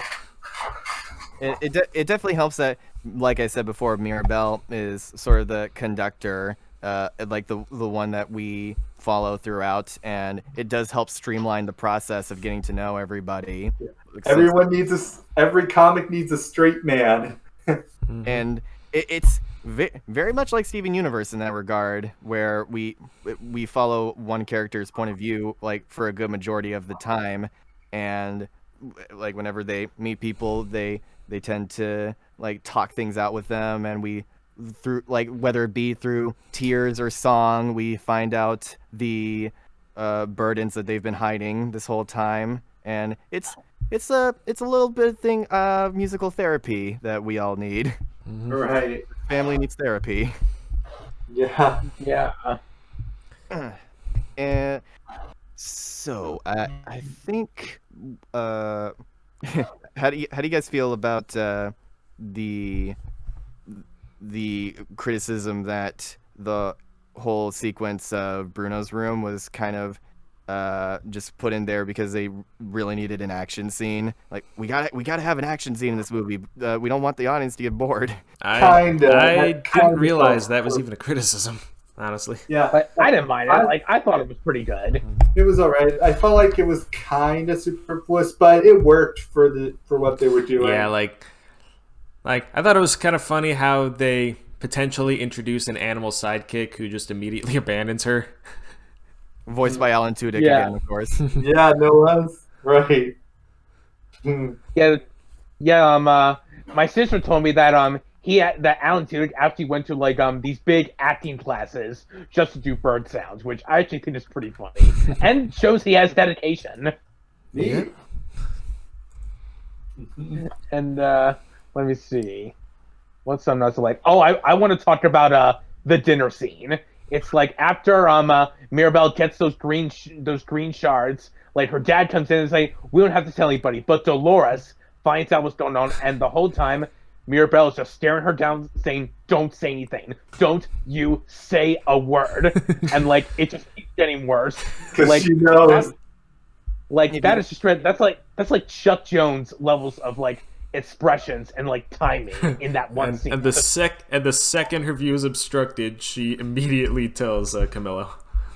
Like, it reminds me of a lot of like the Iron Giant dinner scene. Like, it's just French kiss. It's like beautiful comedy, beautiful comedic timing. And by the way, quick side note: Augustine, Mirabelle's dad, also kind of an underrated character, I feel, in this film. Oh yeah. He's Yeah, because like the fact that he's accident prone. He's constantly there, like covering Mirabelle as like, hey, like I don't have a gift. It's not that bad. Like, we're still part of the family, that kind of thing. Yeah, he's another Giga Chad. Yeah, I like to think that like when he was younger, he would purposefully get hurt just so that he would have an excuse to go see Julieta. Oh, that's a good headcanon. Right. like, He's the my leg guy. and you also gotta love this part where he's like with the grandma, and she says, "You need to be thinking about this family." I was thinking about my daughter. I'm like, a freaking heart, man. Like, this is a good father. This is a nice dad. Put your daughter first. Mm-hmm. That's how you do it. It continues to tie into the whole deal that Abuela, even if she doesn't realize that, she is just like not considering Mirabelle a part of the family because she wasn't, quote unquote chosen. It's kind of like one of the whole chosen one plot. Like, you don't have to get. It's clearly there's something wrong. Clearly there's something wrong with you. I'm not the bad guy. Right. Like, I do like how they didn't go too far with it.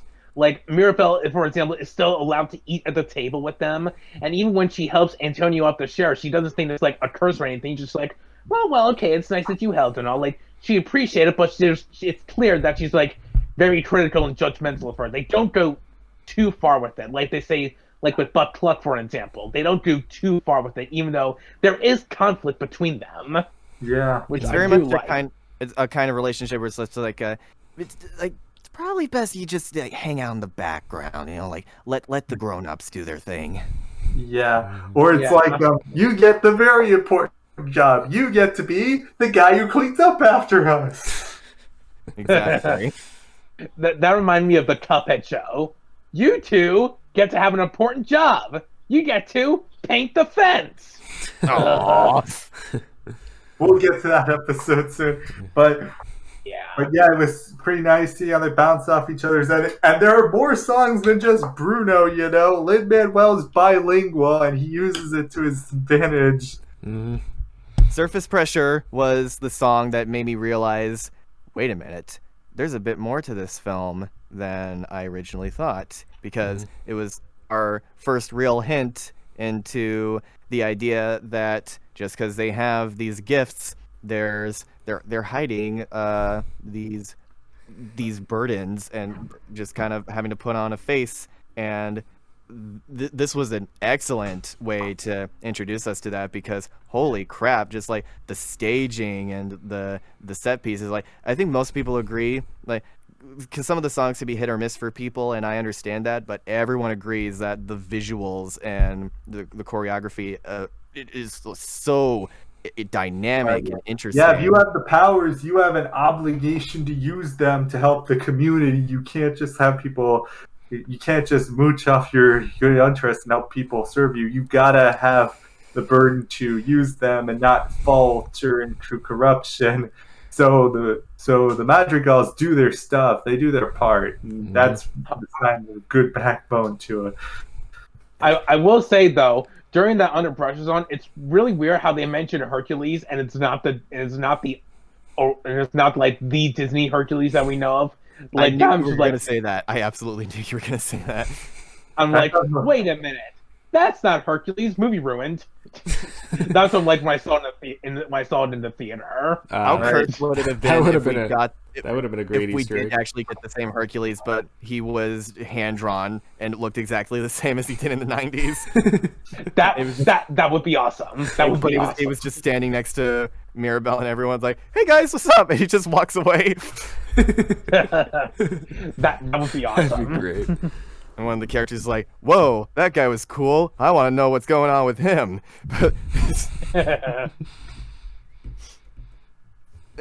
But yeah, just like really interesting visuals. Like we were going back to, even we were talking about how she has the power to stop time, and we get to see everything all slow down. Like even the fireworks, like her running her hand along the sparkles. It's like really cool looking. And then we also see. Yeah, we don't talk about Bruno. Like the camera movements are what really sell that number for me.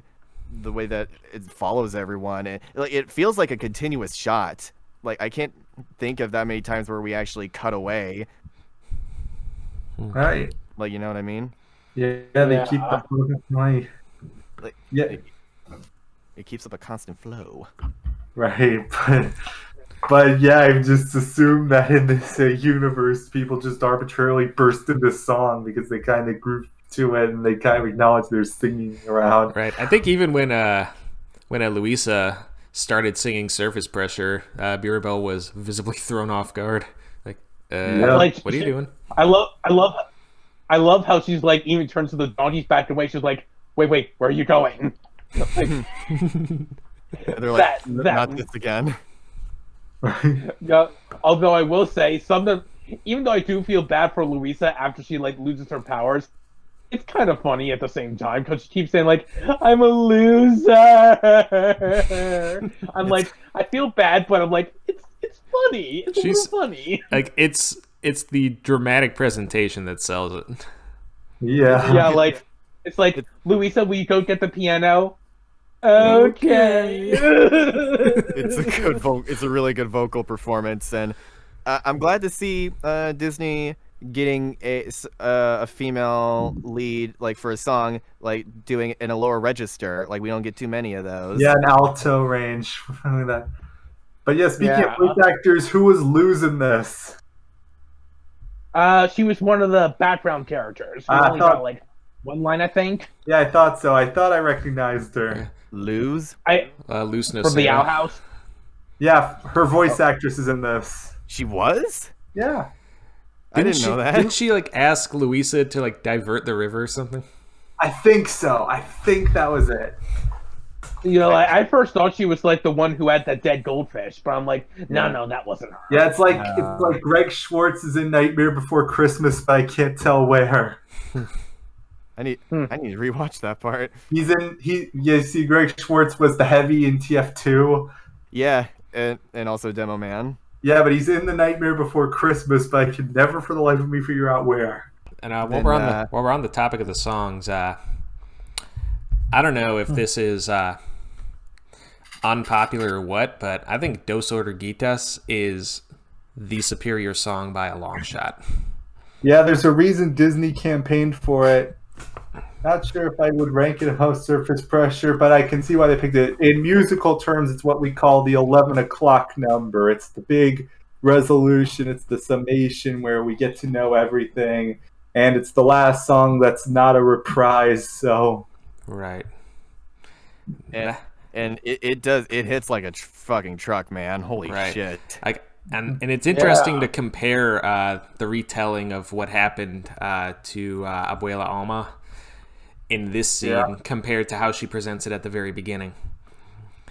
Like Right. at Yeah, the beginning like- of the movie, she tells the story of what happened, but it has this like air of hope and perseverance, and the trauma makes you stronger. And in the Dos Oruguitas segment, that is as far from the truth as what it actually was. Because she is completely broken after she loses her husband, and even after she gets the village and the miracle, you can tell she is not over it, and she's never going to get over it. This is going to be something that stays with her for the rest of her life and drives every decision that she makes in terms of how her family deals with the gifts that they're given. Yeah, it's a pretty good portrayal of PTSD when you put it like that. And like they really captured the feeling of ugly crying too in that moment. Like you don't hear anything; it's just the song, but like my God, just like that is exactly how that would play out, and you can feel the emotions going crazy there. I can see why the Academy submitted it. Probably would have lost to Billie Eilish anyway under terms of brand name recognition. Billy robbed Lin-Manuel Miranda of the EGOT. And yet they still felt the need to throw in a really bad "We Don't Talk About Bruno" performance. Oh, good Yeah. Lord. Although I will say this, even though that scene is like really freaking sad, ever notice how those babies are pretty much heavy sleepers? Oh yeah. A little bit. Like throughout that whole scene, when like the whole mob scene and stuff, and she's like crying her eyes out, those babies are still asleep. I'm like, man, how about that? It's almost like I mean, like, gifted or something. yeah. I will say, I was watching. When I watched this film with my mom, she liked this film, like, for the most part. Like, it's not one of her favorites, but she liked it. But when we got to that part, like, she commented on how like that scene like just felt so real to her, and it felt especially fitting now with all the craziness going on in Russia and Ukraine. Just like all the people who are like being forced out of their homes, like not being able to live normal lives. I remember specifically what she said. She was like, just like there are people like who they just want to make families. They just want to have babies, and like they're being forced into these awful situations, and it's really heartbreaking. And this film captures that tragedy perfectly. Right. Mm-hmm. It's definitely so damn good. Like, and it really hits home when you have the special treasure and the idea. In a way, Mirabelle has the greatest gift of all, the gift of security. Being able to, the gift of listening. Yeah. Gift of empathy. Right. Yeah, that's it. I also like how when Bruno like reveals himself to the rest of the family, they welcome him back with open arms. Like the grandmother, even the sister with the weather control powers. When she's the one who probably had the most resentment against him, she's just overjoyed to see him again. Right. Like, Bruno wasn't a bad guy. He just had a gift of prophesying things, ideas. I would probably compare him to Cassandra, but that's not quite true because that means no one would believe him. Everyone believes Bruno. That's why they're afraid of him. Right. Cassandra From the Iliad, Cassandra told the truth, but nobody believed her. And from what? From this old story called the Iliad. You ever see the Hercules TV show? That one. Yeah, I know what you're talking about now. Yeah, she tells the truth, but nobody believes her. That's not with Bruno. Bruno tells the truth, and that's why they're afraid of him. John Leguizamo, like this, like he's normally a really funny dude, and he does have this very comedic moments throughout, like especially the whole like it was your vision, Mirabelle, not mine. But he also has like those moments too of like you really feel for him. It's like I had a vision, and like it's a vision for Bruno, and and when it's from Bruno, everyone always assumes the worst. So I left. And and then you see that he set up his own table because he still wanted to like be a part of the family without actually being with the family, and the rats are still his friends. and stuff. Yeah. I do like this moment though when he reveals that Mirabelle has to make up with Isabella. Like, this is all you have to do. Mirabelle's like looking really pissed at him. He just goes every time. I was laughing so hard at that part. He's like, Isabella, really? Oh, Yeah, like I also love how she says, "Am I hugging or crushing? Like, what am I doing?" Like the voice acting in that film as a whole is just spot on. Oh yeah. follow the butterfly. Just so many things that out of context would sound ridiculous. Like you just like you're totally hooked in the moment. Yeah, they got some pretty good voice actors. Like Wazamo's like the only big name here, but everyone still does a good job regardless of how popular they are. It's I didn't even know that Stephanie Beatrice could sing, so that was a genuine surprise for me. Right. You guys want to talk about the Isabella scene while we're talking about that? Sure, it's like the one thing we haven't covered. Yeah. Man, like Isabel, like when I saw her, like I thought that I was going to hate her, but like as the movie kept going, I'm like, oh, like it really subverted, it really like surprised me and changed my mind on her. I'm like, man, Right. Oh, like it kind of reminds me of Haley from Imagine Dragons. I mean, American Dragon, where she's like the child prodigy who gets everything right, and it would be like, I'd hate her if she were my sister, but she's cool in this scene. Yeah. Eh, Like I knew pretty early on that her gift of being perfect was going to have some kind of drawback that's supposed to kind of humanize her. I was a little worried about how they were going to pull it off, but man, did they do a good job with it. And yeah, you can also like her frustrations. Like she's clearly doing a lot more self-sacrifice than you realize, especially with the whole getting married to someone just for the sake of the family, because Abuela really wants to make some more magic babies. Right. We get that I really want funny great moment where grandchildren. we get that really funny moment of Dolores being like, he wants 5 kids, no 6, and like flowers start growing on her hair. Yeah. Just so many good visual cues. Yeah. I really like how like I also like how the guy that like Isabella is with and Dolores likes. I do like how he's like a generally nice guy, like, even though he's clearly misguided. He's kind of a hopeless romantic. Yes, exactly. Yeah, like, and when he's with Dolores, he's like, "Oh, you want to get married? Let's slow down a bit." That escalated quickly. Handle that message better than Frozen. Yeah. And it was a throwaway line. Yeah.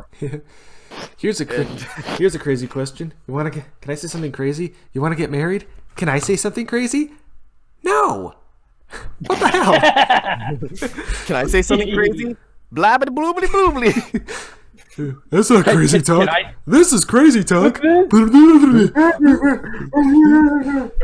somebody please make that edit?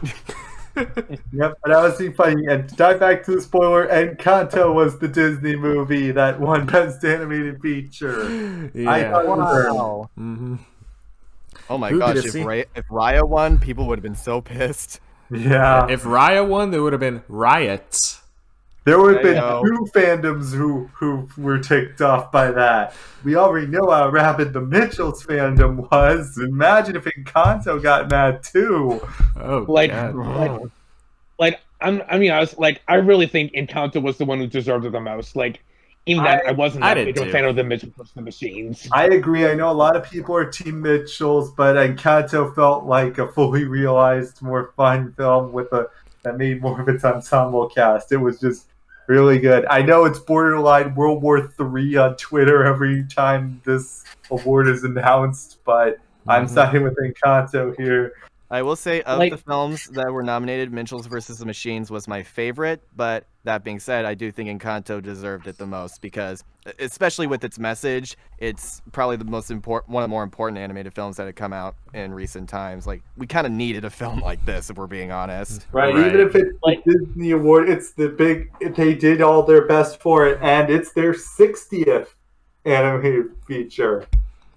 Like, with Encanto, like, I just want to point, I don't hate the Mitchells versus the Machines. I think there's a lot of really good things about it, but there's some problems I do have with it that keep me from like really liking it. I agree. There were some funny moments, that there were also some cringe moments. So Like for example, like I didn't like the internet culture. I thought it was like really pandering and all that, and I'm sorry, I did not like Rick as Rick Mitchell.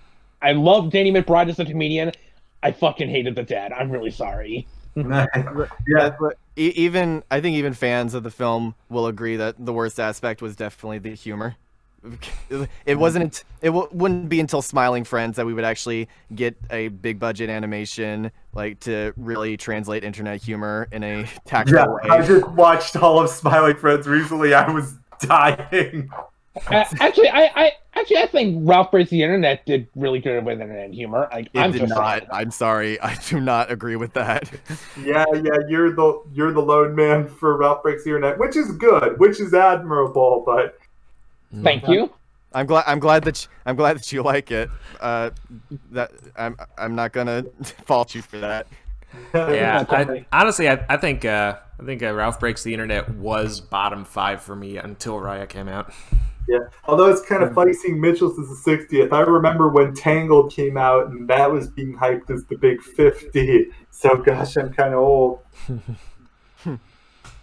Yeah, it's Man. just- I don't know. Just Encanto, meanwhile, it definitely has timelessness over Mitchell's versus the Machines. I think this is a film that will remain important for many decades to come. Yeah, and it's a period piece too, because remember it's kind of set in the 50s, so that had its timelessness feel going to it if it was already set in the past. Right. And I like some more magical realism too. Just like there's magic in the world, we accept this. Moving on. Latin America, and the main conflicts make sense because that's around the time Colombia was getting communism a try. Like, is Encanto like one of Disney's more original films? Like, it wasn't really based on a story. I'd say so. Yeah, it's pretty original. It's an original IP. And Like Yeah, even like, Moana yeah, was based on like Polynesian culture. It's based on the myth of Maui. man, like I think the first ever original Disney film that wasn't based on a story in terms of anime films was The Lion King, and like that.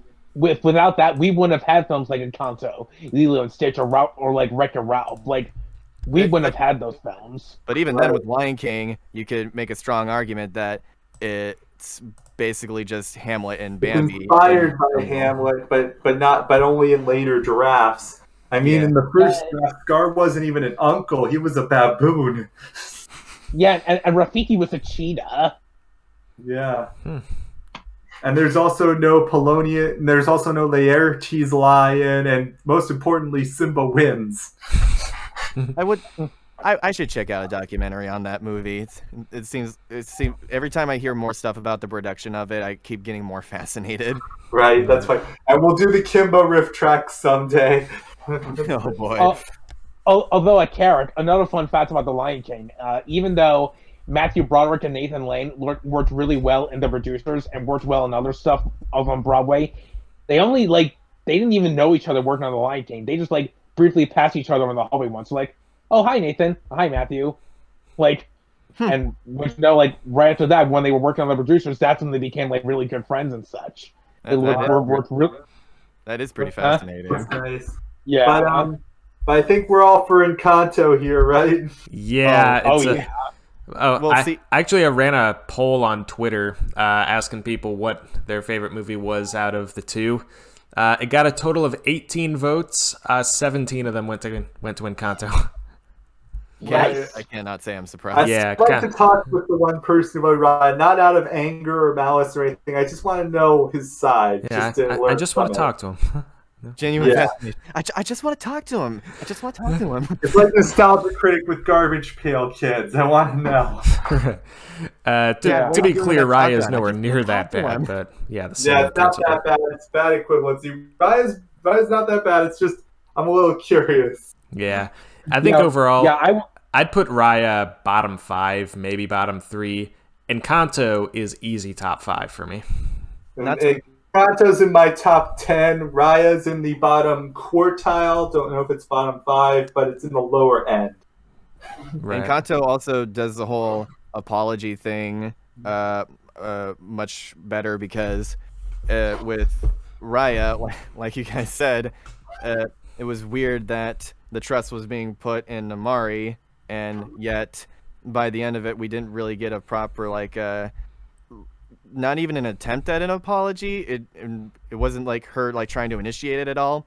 But in this film, Abuela, who I'm just gonna keep calling Abuela because they didn't really give her any name other than that. It even says Abuela on her door, but Abuela initiates the apology. She's the one to go over and be truthful with Mirabelle about everything, and her backstory isn't there to justify her actions. It's just meant to give more context, and it does not excuse what she does, but she's still at the same time we still feel for her, and it's Right. some really great Right. stuff there. It's the scene where she really comes to terms with her past, and the fact that everything happening at that moment really does stem from that, and she has to bear responsibility for that. The moment she said, the house is destroyed because of me, right in the gut.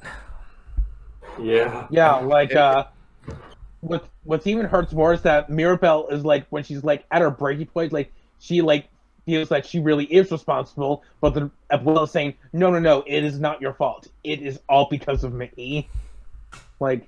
It's that scene where Maria Cecilia Botero really shines the most, when it comes to acting chops, and she also plays Abuela in the Spanish dub version of this film, I believe. Oh, neat. Oh, nice. It's classic, just like Christoph Waltz in *Inglourious Bastards* for the German version. I think Antonio Banderas did that for Shrek 2, with Puss in Boots in some different languages. Oh, I like that a lot. Right. All right, we're closing in on 2 hours. You guys want to wrap up? Yeah. Perhaps. It's pretty great. I loved talking Disney again. It's so fun. Yeah, this There's was a lot to this cover. is great to come back to this style. You guys are the real gifts. Aww. Thanks. Aw. So yeah, maybe once Disney hits 64, we'll redo the tournament with no buys. Which is about 2 years maximum, I'd say, at the current rate. Are we gonna do this for the 2 Pixar films that came out last year, I think that would be Sure. or the one last year and the one this year? Yeah. That'll be fun. Perhaps we should wait for Lightyear. Yeah, Depending. Lightyear. That would be good. That's in July. Maybe. So I have no idea. So it's going to be in theaters this time. I Sweet. have no idea what's gonna happen with that. Well, time will tell. Oh, Yeah. that's Some right. people are Pixar, saying Buzz Lightyear of Star Command erasure. that's right. Pixar movies have always just been releasing on Disney Plus, and not needing premiere access. Still not letting that one go, Raya. Oh, yeah, we didn't even cover that. That's one thing that ScarJo did right. Her lawsuit basically ended the practice. Scarlett I will Johansson? say Yeah. Black Widow, when that went to premiere, she was like, that's a breach of contract. I'm supposed to get stuff from this. Interesting. I will say this about Lightyear. No matter what they do with Zurg, I don't think anybody is going to top Wayne Knight from the cartoon. All right. Yeah, that's a given. Yeah. I have this kind of theory that Lightyear in the Toy Story universe is like the equivalent of a live-action version of Buzz Lightyear of Star Command. Right, yeah. That sounds good. That's a good way to put it. I just can't get over the fact that it's not Tim Allen as Buzz. It's not even Patrick Warburton. Oh, man. I just don't know if I'm ready to accept that. He was right there. You passed on Patrick Warburton. Wouldn't it be really funny if we got an end credits bonus and we see the toys from Toy Story watching the film on the TV, and they're and Buzz as a whole is just what have they done to me? What have they done? He's just like JonTron. Well, that was a load of shit. I think they used our likenesses. Do you think we should sue?